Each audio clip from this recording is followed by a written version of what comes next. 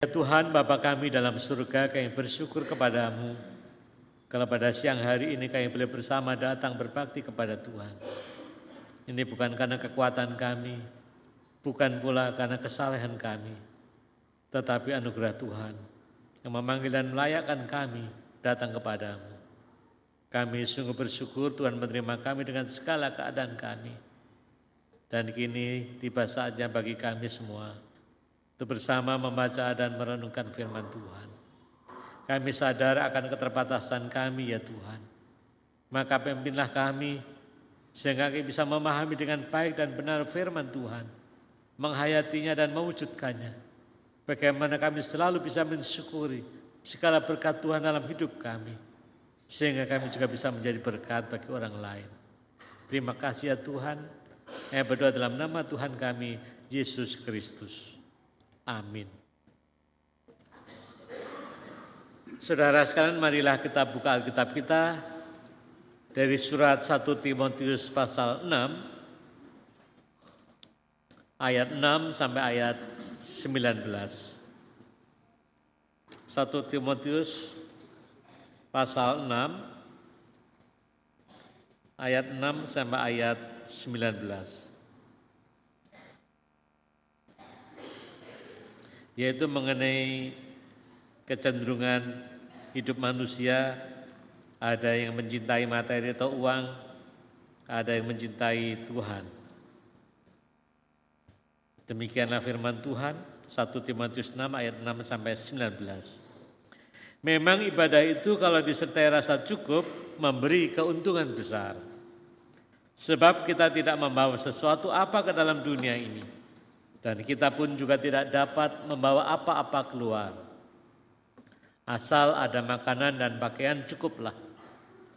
Tetapi mereka yang ingin kaya terjatuh ke dalam pencobaan, ke dalam jerat dan ke dalam berbagai-bagai nafsu yang hampa dan yang mencelakakan, yang menenggelamkan manusia ke dalam keruntuhan dan kebinasaan. Karena akar segala kejahatan ialah cinta uang. Sebab oleh memburu uanglah, beberapa orang telah menyimpang dari iman dan menyiksa dirinya dengan berbagai-bagai duka. Tetapi engkau, hai manusia Allah, jauhilah semuanya itu. Kejarlah keadilan, ibadah, kesetiaan, kasih, kesabaran, dan kelembutan. Bertandinglah dalam pertandingan iman yang benar dan rebutlah hidup yang kekal. Untuk itulah engkau telah dipanggil dan telah engkau ikrarkan ikrar yang benar di depan banyak saksi. Di hadapan Allah yang memberikan hidup kepada segala sesuatu dan di hadapan Kristus Yesus yang telah mengikrarkan ikrar yang benar itu, juga di muka Pontius Pilatus, kuserukan kepadamu. Turutilah perintah ini dengan tidak bercacat dan tidak bercela, hingga pada saat Tuhan kita Yesus Kristus menyatakan dirinya, saat yang akan ditentukan oleh penguasa yang satu-satunya dan yang penuh bahagia, Raja di atas segala raja dan Tuhan di atas segala Tuhan. Dialah satu-satu yang tidak takluk kepada maut, bersemayam dalam terang yang tidak terhampiri. Seorang pun tak pernah melihat dia, dan memang manusia tidak dapat melihat dia. Baginya lah hormat dan kuasa yang kekal. Amin. Peringatkanlah kepada orang-orang kaya di dunia ini, agar mereka jangan tinggi hati dan jangan berharap pada sesuatu yang tak tentu tentang kekayaan, melainkan kepada Allah yang dalam kekayaannya memberikan kepada kita segala sesuatu untuk dinikmati. Peringatkanlah agar mereka itu berbuat baik, menjadi kaya dalam kebajikan, suka memberi dan membagi, dan dengan demikian mengumpulkan suatu harta sebagai dasar yang baik bagi dirinya di waktu yang akan datang untuk mencapai hidup yang sebenarnya. Demikianlah firman Tuhan, berbahagialah kita yang mendengarkan firman Tuhan dan memeliharanya dalam kehidupan. Haleluya.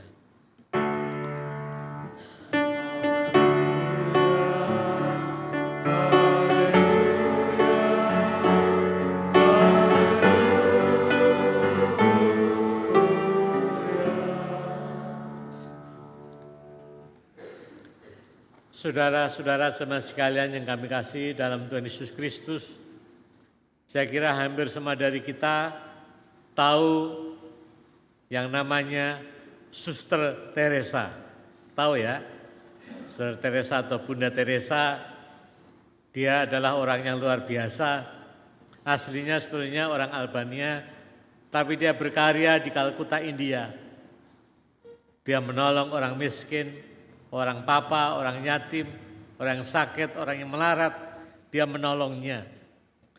Dia hidup dengan tujuan bagaimana supaya dia berguna bagi orang lain. Dan dia meninggal tahun 97 dan akhirnya belum lama ini dia akan menjadi santa ya, orang suci oleh Paus Fransiskus. Dan selain itulah Suster Teresa. Lalu ada satu lagi, apakah saudara tahu yang namanya Su Chai Hao? Tahu nggak saudara sekalian? Pada umumnya juga mungkin nggak tahu ya Su Chai Hao. Padahal orang ini orang terkenal juga, orang Cina. Tapi terkenalnya karena apa? Karena korupsinya. Ya. Kalau menurut bacaan internet yang saya baca, dia ini jenderal, punya pengaruh besar. Maka perwira-perwira yang ingin naik pangkat itu menyuap dia. Dan uangnya dikumpulkan dari suap-suap itu. Sehingga dia kaya sekali.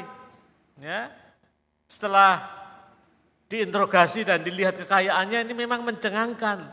Dikatakan dia punya patung emas murni 24 karat. Harta kekayaan hasil korupsi kalau dikumpulkan begitu semuanya, dikatakan ada sampai 12 truk. Coba bayangkan ya.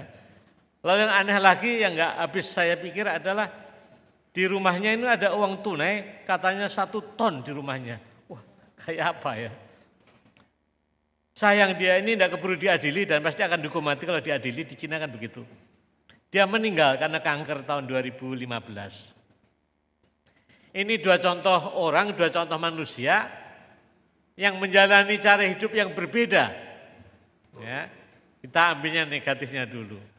Kalau Su Chai Hao ini mengambil jalan hidupnya adalah bagaimana supaya dia memiliki harta sebanyak-banyaknya, mengumpulkan sebanyak-banyaknya, mendapatkan sebanyak-banyaknya harta kekayaan dunia ini. Itu cara hidup yang dipilihnya. Berbeda sekali dengan Suster Teresa. Dia menjalani hidupnya bagaimana supaya menjadi orang yang berguna, orang yang bisa menolong orang lain, orang yang bisa mengasihi orang lain. Suatu gaya hidup yang bertolak belakang saudara sekalian. Dan inilah kenyataannya ya, ada 2 model manusia menjalani hidup ini. Ada seorang psikolog sosial terkenal, Erich Fromm, dia nulis banyak buku. Salah satu buku yang terkenal adalah To Have or To Be. Itulah paradigma 2 manusia. Yang satu orientasi hidupnya adalah memiliki, to have, memiliki. Yang satu adalah to be, bagaimana menjadi orang berguna dan seterusnya. Kalau orang pikirannya bagaimana memiliki sebanyak-banyaknya, maka energi hidupnya dipakai untuk bagaimana bisa mempunyai yang banyak. Entah itu materi, kekuasaan, jabatan. Tapi kalau orang to be, bagaimana menjadi, energinya dihabiskan untuk menolong orang lain, berguna bagi orang lain. Saudara sekalian yang saya kasih dalam Tuhan Yesus Kristus, bacaan kita 1 Timotius 6 juga bicara mengenai 2 model manusia ini. Ya.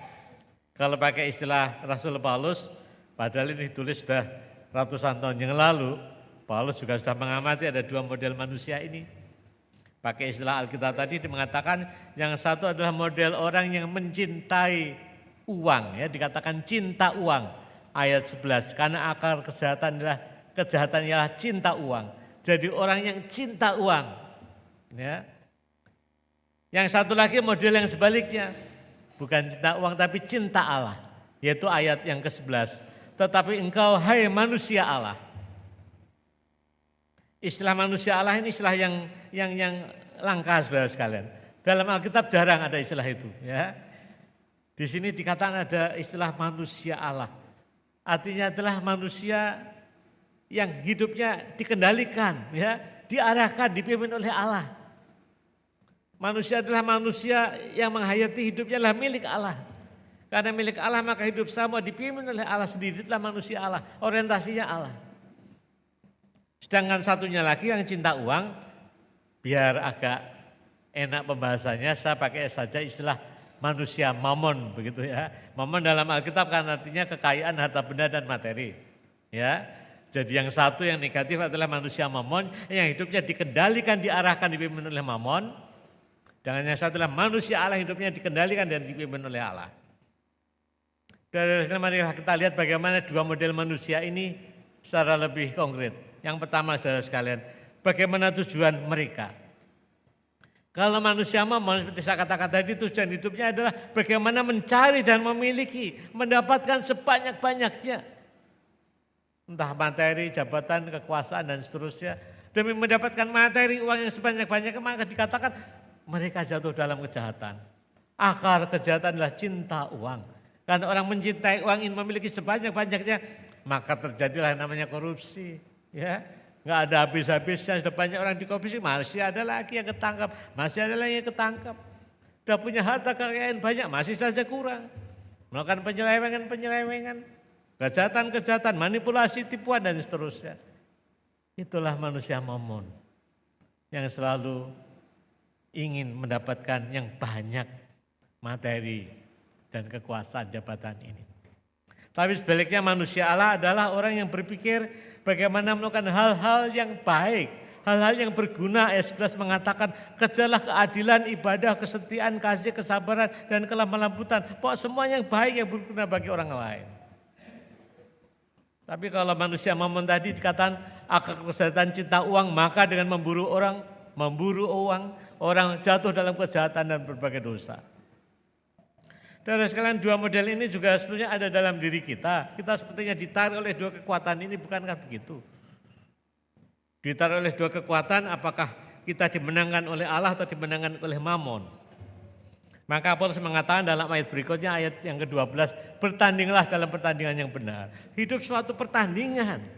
Pertandingan melawan apa? Melawan kejahatan, dosa dan mamon ini. Dan dalam pertandingan ini, saudara menang atau kalah? Kalau saudara bisa memenangkan, mengalahkan mamon, jadilah manusia Allah. Tapi kalau saudara dikalahkan oleh mamon, dan menjadi manusia mamon. Marilah kita merenungkan bagaimana dalam hidup saudara sendiri ini. Di dalam pertandingan ini. Apakah mamon ataukah Allah yang memimpin dan menguasai hidup saudara. Karena itu akan menentukan apa yang akan saudara lakukan. Lalu yang kedua saudara sekalian, bagaimana suasana hati manusia mamon dan manusia Allah. Kalau manusia mamon suasana hatinya adalah selalu kurang. Ya, enggak puas, kurang, enggak puas, kurang dan enggak puas. Tapi kalau manusia Allah selalu bersyukur, ya, bersyukur, cukup bersyukur. Dan sekalian kalau saudara misalnya suatu saat sedang olahraga begitu ya, lalu kehausan, wah pengen minum haus. Lalu ada tetangga yang pas lewat bawa minum. Nah, saudara minta minum karena kehausan dikasih minum. Ya. Kasih minum, ternyata isinya separuh air putih. Saudara bagaimana?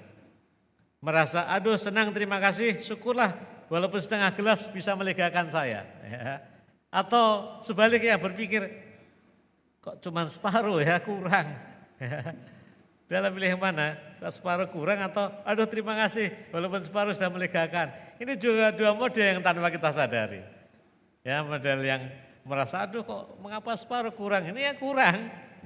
Tapi kalau selalu bersyukur ya terima kasih walaupun separuh itu melegakan, lumayan loh ya. Walaupun separuh itu lumayan. Tapi yang satunya separuh, kenapa separuh begitu. Dan sekali orang yang orientasinya mamon atau manusia mamon selalu nggak puas, selalu kurang, selalu haus, nggak pernah terpuaskan. Ini mirip-mirip kalau kita badan kita nggak enak ya. Pernah nggak saudara mengalami? Saya sih pernah ya mengalami. Entah gimana rasanya minum itu kok nggak ada puasnya. Ya pengen minum terus, sudah minum, pengen minum haus terus. Itu gejala-gejala orang mau sakit sih sebetulnya. Jadi rasanya badannya panas, pengen minum terus nggak ada puasnya. Sakit. Ya. Tapi kalau orang normal sehat ya minum secukupnya bersyukur. Jadi saudara sekalian itulah namanya manusia Allah yang selalu mensyukuri apa yang ada yang Tuhan berikan. Ya. Tadi dalam 1 Timotius disinggung mengenai orang lahir nggak bawa apa-apa, orang mati juga nggak bawa apa-apa. Kalau sekarang kita punya apa-apa itulah berkat Tuhan, kira-kira begitu. Ya. Jadi kalau sekarang ini saudara punya apa-apa, syukurlah itu berkat Tuhan yang besar. Ya. Kita lahir nggak bawa apa-apa kan, mati juga nggak bawa apa-apa kan. Jadi kalau sekarang kita punya sesuatu apapun juga, inilah berkat Tuhan, syukurilah. Ya. Dan sekarang ada satu cerita yang terkenal, mungkin cerita ini cukup bisa menginspirasi kita, yaitu bagaimana memang kita ini di dunia ini harta benda adalah berkat dan titipan Tuhan. Ya. Cerita ini atau mungkin ada saudara pernah mendengar cerita ini, yaitu mengenai Raja Alexander Agung. Konon katanya Raja Alexander Agung ini raja yang kaya, dan raja ini menghayati betul bahwa kekayaannya adalah berasal dari Tuhan dan milik Tuhan. Ya. Dia katanya Raja Makedonia, sudah lama ya memang. Waktu menjelang mati, si Raja Alexander Agung ini berpesan kepada keluarganya, nanti kalau saya mati saya pesan 3 hal. Ya. 3 hal itu apa? Yang pertama, kalau nanti saya mati, kiranya peti mati saya ini diangkat, ya digotong oleh dokter-dokter atau tabib-tabib yang pintar zaman itu, ya, yang canggih, ya, dokter yang canggih yang ngangkat. Lalu permintaan kedua, harta kekayaannya kan banyak, harta kekayaan emas, berlian dan segala macam uang, sebarkan saja di jalan yang dilewati peti ini, sebarkan saja di jalan. Lalu permintaan yang ketiga ini aneh, peti mati saya nanti kanan kirinya dilubangi, supaya tangan saya ini bisa keluar, ya. Kalau bahasa Jawanya bisa ngelewer gitu ya, keluar gitu. Lalu keluarga yang tanya, apa maksudnya kok mintanya gitu? Nah, dia sekarang menjelaskan. Saya minta kepada dokter yang canggih, yang pintar, gotong saya, mayat saya, supaya orang sadar bahwa dokter pintarnya kayak apa tidak bisa menghidupkan manusia yang sudah mati. Ya, kalau mati ya mati saja. Dokter pintarnya, canggihnya kayak apa tidak bisa membangkitkan orang lagi hidup. Ya, nggak bisa. Manusia juga terbatas, ya, nggak bisa membuat orang hidup lagi. Ya, walaupun pintar, itu ya artinya sudah kita tangkap. Yang kedua, mengapa harta benda disebar di jalan? Ya seperti firman Tuhan tadi. Saya lahir nggak bawa apa-apa, mati juga nggak bawa apa-apa. Inilah ya yang saya tinggalkan. Ya, saya mati nggak bawa ya, saya tinggal begitu saja. Buktinya ini memang saya tinggal. Ya. Lalu yang ketiga, mengapa tangannya kok keluar ngelewer tadi? Ya, ya tadi yang menegaskan ulang tadi, waktu saya lahir saya nggak bawa apa-apa, waktu pulang ini buktinya juga nggak bawa apa-apa. Ya kan, kayaknya ngelewer saja begitu. Ya cerita ini cukup baik juga kita renungkan, bukankah ini kehidupan kita? Apa ada orang yang lahir tiba-tiba giginya itu emas gitu ya, senyum, emas ya nggak ada kan, nggak bawa apa-apa. Tapi sekarang kalau kita punya entah keluarga, entah uang, entah materi, entah pekerjaan, apapun juga, rumah, kendaraan, berkat Tuhan. Syukurilah. Ya. Jadi kita diajar untuk bersyukur sebagai manusia Allah, saudara sekalian. Kalau orang bisa bersyukur akan gampang memberi, akan gampang berbagi. Tapi kalau orang merasa kurang terus ya tidak bisa berbagi. Gimana berbagi rasanya kurang terus. Ya. Tapi kalau bersyukur, berkecukupan, ya kita bisa berbagi. Saudara sekalian, soal kurang atau lebih, berkecukupan atau tidak, kaya atau miskin itu sebenarnya soal mental, bukan soal materi. Ya. Orang bisa saja punya materi banyak secara objektif, banyak sekali katakanlah. Tetapi dia merasa kurang. Ini mental orang enggak punya, karena merasa kurang. Tapi sebaliknya orang yang ya pas-pasan lah, berkecukupan lah. Bukankah Tuhan Yesus mengajarkan berikanlah pada hari ini makanan kami yang secukupnya. Terima kasih Tuhan, kami cukup, kami bersyukur. Ini orang yang kaya, bisa merasakan berkat Tuhan, mensyukuri. Ya. Saya pernah menjumpai seorang janda, ditinggal mati suaminya, dia mendapatkan uang ya dari anak-anaknya ngasih uang. Tapi ini luar biasa si ibu ini. Dia suka aktif pesan doa pagi. Pesan doa pagi di gereja, dia tuh selalu pagi-pagi bingung, malamnya bingung. Besok saya membawa apa ya, makanan apa yang bisa dimakan bersama. Sukarela itu, tidak ada yang nyuruh. Dia malam sering menyiapkan roti, ya disiapkan untuk besok pagi dibawa. Karena doa pagi kan jam 6 gitu pagi. Ya, apa dia bawa gereja bangun, dia juga nyumbang persembahan walaupun relatif ya. Kalau dinilai secara nominal mungkin nggak banyak sekali, tapi hati yang melimpah dengan syukur. Jadi itu soal mental. Marilah kita belajar menghayati itu dengan bersyukur dan berkecukupan. Dalam liturgi ini, kalau nanti saya perhatikan di bagian belakang nanti pengutusan, di sana ada istilah yang menarik. Saudaraku, marilah berugah hari sebagai gaya hidup sehari-hari. Ugah hari itu apa ya? Ugah hari itu ya sederhananya adalah hidup sederhana ya. Ugah hari adalah hidup berkecukupan ya. Tidak berlebih lah, ya wajar lah ya. Karena Tuhan memberikan juga berkecukupan, ya bersyukurlah berkecukupan lah, hiduplah dalam kesederhanaan itu. Jadi kita diajar untuk ya bagaimana menjalani hidup ini dengan penuh syukur, tidak berlebihan, sederhana, berkecukupan, sehingga dengan hati yang bersyukurlah kita bisa membuka hati berbagi dengan orang lain. Ya. Oke, lalu yang ketiga saudara sekalian, orang yang manusia mamon adalah selalu nggak puas, maka kalau nggak puas selalu nggak bahagia. Ya. Kurang-kurang nggak puas, lalu akibatnya ya nggak bahagia, nggak pernah merasa bahagia.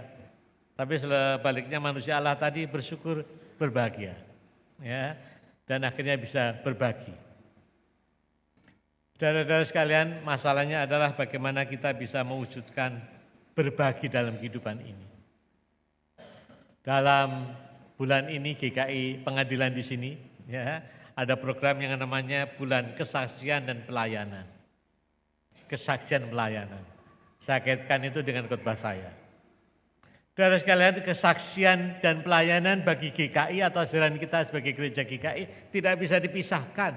Orang mengatakan seperti dua sisi dari satu mata uang yang sama. Bersaksi dan melayani, marturia, diakonia. Bersaksi itu tekanannya lebih pada keberadaan kita entah sebagai gereja atau sebagai diri kita. Keberadaan kita, ya, kehadiran kita, ya, itu satu kesaksian. Tapi juga tidak dilepaskan dari karya kita, pelayanan. Jadi pelayanan adalah karya yang ingin menunjukkan kehadiran dan keberadaan kita. Jadi di dalam kesaksian ada pelayanan, dalam pelayanan ada kesaksian. Dan itulah dikatakan sebagai hakikat gereja. Kalau dikatakan hakikat itu berarti sesuatu yang mesti dilakukan menjadi ciri utama dari gereja itu. Dari gereja, hakikat. Kalau enggak ada ya bukan gereja, kira-kira begitu. Ya. Jangan gereja sendiri adalah persekutuan kan begitu. Kalau bahasa Yunaninya koinonia, persekutuan. Persekutuan atau gereja dalam Alkitab seringkali diumpamakan sebagai tubuh Kristus. Pakai kiasan tubuh Kristus. Jadi tubuh Kristus ini persekutuan orang percaya, kita semua dipanggil oleh Tuhan ini. Diutus untuk bersaksi dan melayani di tengah dunia ini. Dengan kata lain, kalau gereja atau tubuh Kristus ini tidak melakukan kesaksian pelayanan, pada hakikatnya dia bukan gereja. Gereja bisa menjadi besar ya. Ya kita ini bersyukurlah GKI Pengadilan Bogor relatif besar. Ya dengan segala fasilitas dan seterusnya. Tapi yang besar ini kita harus juga berkarya yang besar juga. Kalau kita besar tapi tidak berkarya, ini bisa menjadi sakit. Ya, seperti orang atau tubuh tadi kalau besar gemuk kan dikatakan obesitas. Gemuk besar obesitas lalu geraknya jadi lambat. Kalau lambat akhirnya diam saja, oh semakin sakit. Ya toh, orang kalau gemuk enggak mau berbuat apa-apa hanya duduk nonton TV, nonton TV tidur makan sakit. Tapi kalau orang gemuk harus banyak kerja, banyak karya, banyak kegiatan jadi sehat. Gereja juga begitu.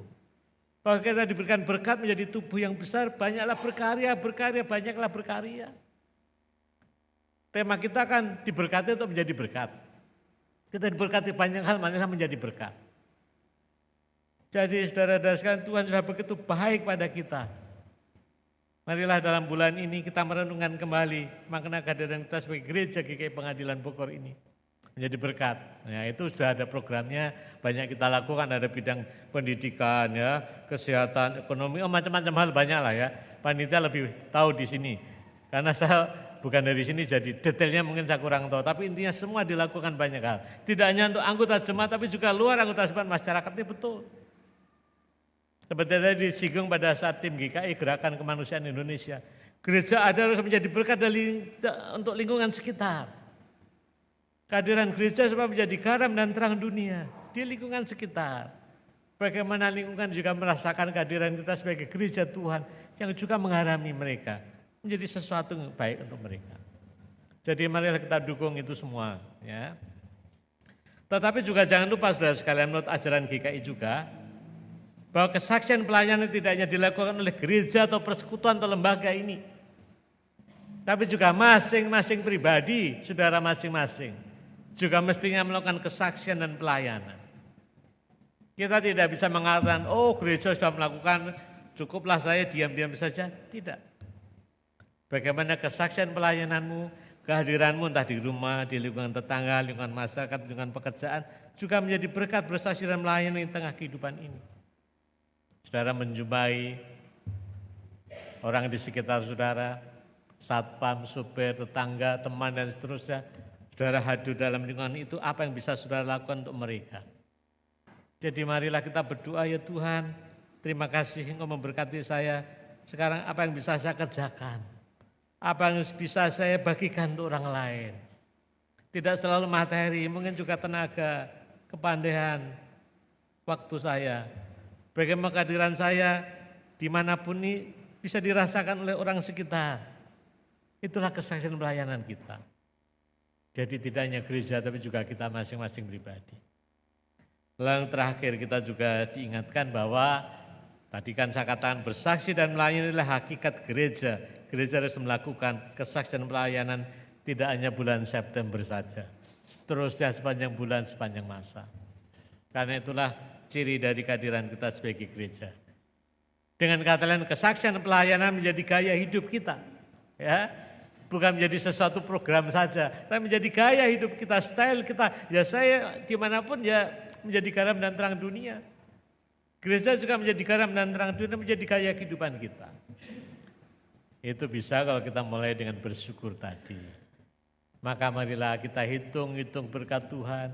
Ya seperti lagu dikatakan, hitunglah berkat Tuhan yang melimpah ruah, bersyukurlah kepada Tuhan, berbagilah untuk sesama untuk kemuliaan nama Tuhan. Dalam rangka itu semua, panitia dan majelis jemaat GKI Pengadilan Bogor ini memberikan kesempatan kepada kita untuk berbagi, memberikan persembahan diakonia. Ya. Ada sampul persembahan diakonia seperti ini saudara sekalian ya. Jadi kalau saudara belum mengambil nanti panitia atau majelis bisa ngasih sampul kesaksian pelayanan persembahan diakonia.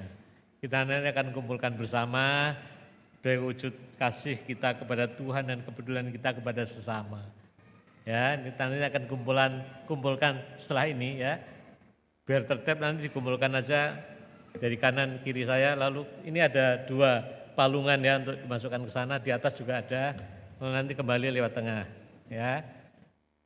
Dengan tekad kita mau menjadi berkat bagi sesama karena Tuhan sudah memberkati kita semua. Marilah kita memberikan persembahan syukur ini untuk kemuliaan nama Tuhan. Kita akan persembahkan.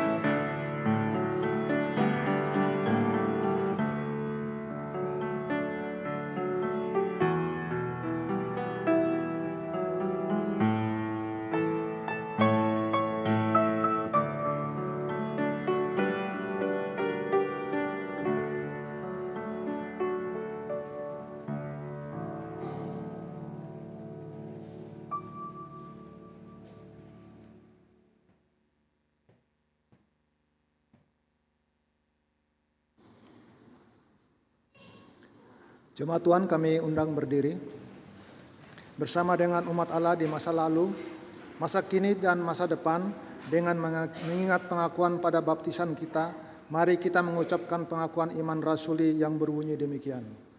Aku percaya kepada Allah, Bapa yang Maha Kuasa, Khalik langit dan bumi, dan kepada Yesus Kristus, anaknya yang tunggal Tuhan kita, yang dikandung dari Roh Kudus, air dan darah, yang menderita sengsara di bawah pemerintahan Pontius Pilatus, disalibkan, mati dan dikuburkan, turun ke dalam kerajaan maut. Pada hari yang ketiga, bangkit pula dari orang mati, turun surga dan disebabkan Allah, Bapa yang Maha Kuasa. Dan dari sana ia akan datang untuk menghakimi orang yang hidup dan mati. Aku percaya pada Roh Kudus, gereja yang kudus dan aman, persekutuan orang kudus, pengampunan dosa, dan hidup yang kekal. Amin. Silakan duduk kembali.